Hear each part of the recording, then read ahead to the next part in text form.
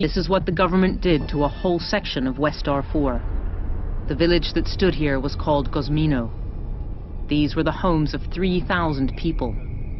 Air power and ground forces obliterated the place. This was not like the sporadic fighting more often seen now.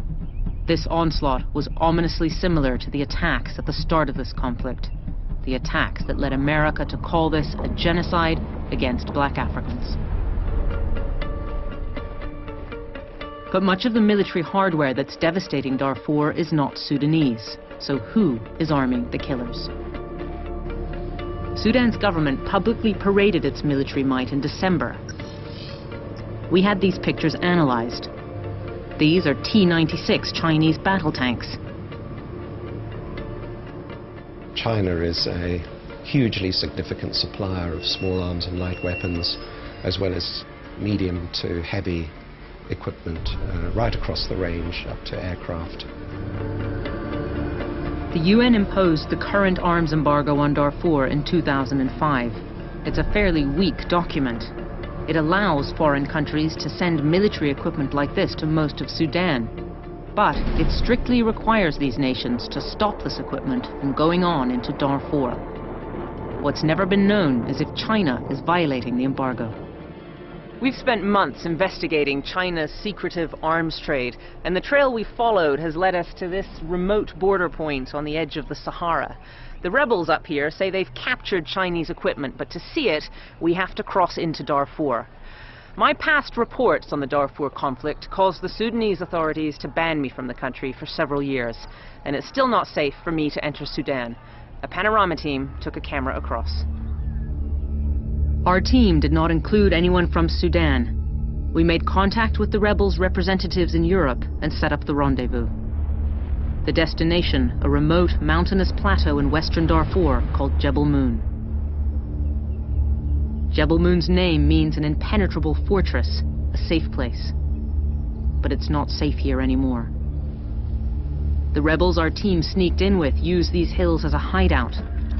These men, they're called the Gem Rebels, are fighting Sudan's government, whose forces were very nearby. Sudan's government stands accused of trying to eliminate Darfur's black Africans. These rebels are deeply committed to the fight. They want some self-rule here. Some rebel factions are brutal and carry their own sins. We knew if these men could get us to the equipment we'd been tracking, it would answer the long-standing question. Is China actively arming Sudan's government in Darfur? And here, finally, in the remote reaches of Jebel Moon, we found the answer.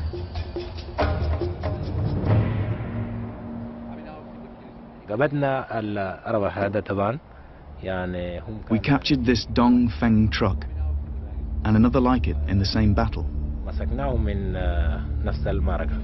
Tura Masik, a local Gem commander, showed us a model 2005 Dongfeng military truck produced in China. A truck from a batch the UN has been trying to find here for years. We verified that it had indeed been captured from government forces through testimony. The rebels had taken off its gun to use it for themselves. The Sudanese army put their heavy guns on the Dongfeng trucks. The truck's markings showed clearly it was manufactured in July 2005, after the current UN arms embargo was imposed. The rebels had earlier taken our camera and filmed another Dongfeng truck they said they'd captured. It had the same markings. It too was mounted with an anti-aircraft gun, this one Chinese. These guns can fire high-caliber shells designed to cut through armor. They've been used here as instruments of mass burning. They cause terrible wounds.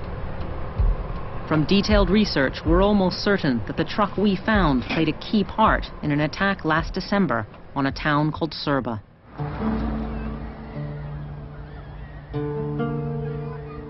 We traveled to a distant part of eastern Chad. This town is called Birak. Amongst thousands of refugees, we tracked down witnesses who had seen the Dongfeng truck as it moved in on Serba, firing its gun.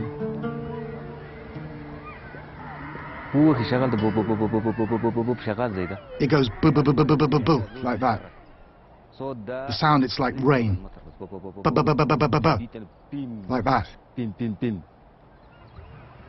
Eyewitnesses saw one hut take a direct hit from the truck's gun. An intense wave of heat instantly set all the huts around up in flames. We saw a Dongfeng truck. Its gun started firing. People began screaming. The shooting continued until the houses were burning. The woman was burned on her legs. Her body had a bullet hole that went from her chest to her back. One woman was burnt alive. 2 others were badly disfigured by their wounds. These Dongfeng military trucks arrived in Port Sudan straight from the factory in China in August 2005. The gun on the truck we filmed was mounted later. A UN panel of arms experts carefully pieced together the story. There were 212 Dongfeng trucks in the shipment. Since 2005, the UN's efforts to track these trucks down in Darfur have been blocked. E.J. Hogendorm was on the UN panel that tried to find them. We had no specific access to Government of Sudan Army stores.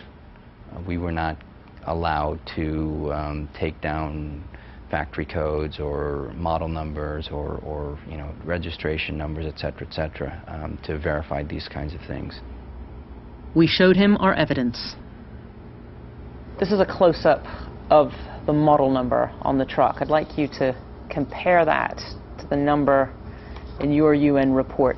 Can you verify that this is from the same batch of trucks, that these are the trucks you were looking for? That it's the same batch, or it's a truck from the same batch. So what does this say to you? What it certainly indicates is that those trucks were imported after the imposition of the arms embargo, which forbids those kinds of transfers. So is this the first categorical proof that you've seen that Chinese military equipment has gone into Darfur since the arms embargo was put in place? Yes.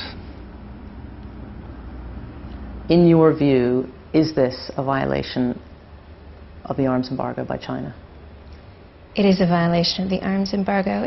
The transfer happened after the embargo was in place in 2005, and it's clear that the Chinese have not taken any measures to ensure that that equipment is not moved into the Darfur region or that it's not used for serious violations of human rights.